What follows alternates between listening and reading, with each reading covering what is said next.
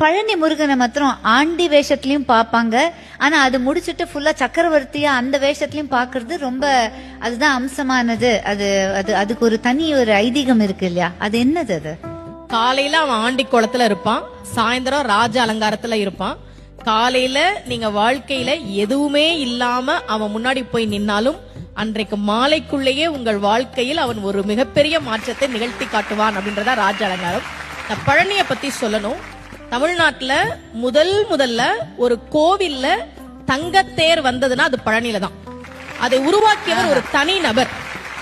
VVCR Murugesar அவர் பேரு. 1947ல அவர் மட்டும் ஒரு தங்கத்தேர் பழனிக்கு உருவாக்கி கொடுத்தார். இன்னைக்கும் அந்த தங்கத்தேர் தான் பழனியில இருக்கு. அதன் பிறகுதான் மற்ற கோவிலுக்கு வந்தது. விடுதலை கிடைச்ச கையோட ஒரு தங்கத்தேரையும் வாங்கிட்டாரு போல இருக்கு. ஏன் ஒரு தனிநபர் பழனி கோவிலுக்கு தங்கத்தேர் செஞ்சு கொடுக்கணும்? அவருக்கு ரொம்ப வருஷமா குழந்தை இல்ல. முருகன் கிட்ட, பழனி முருகன் கிட்ட மனமுருகி வேண்டார்.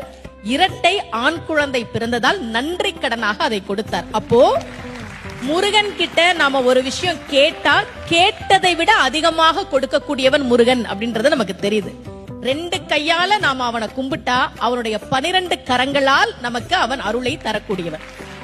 பக்கரை விசித்திரமணி பொற்கலனை இட்ட நடை பற்றி என்னும் முக்கிர துரகமும் நீப பக்குவ மலர்த்தொடையும் அக்குவடு பட்டொழிய பட்டுருவ விட்டருள் கைவடி வேலும் திக்கது மதிக்கவரு குக்குடமும் ரச்சை தரு சிற்றடியும் முற்றிய பன்னிருத்தோளும்.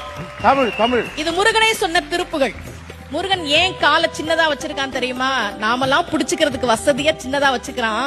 அந்த சின்ன காலை நம்ம புடிச்சுக்கிட்டா பெரிய கையால இந்தா வச்சுக்கோ என்று கொடுக்கக்கூடியவன் தான் முருகப்பெருமான்.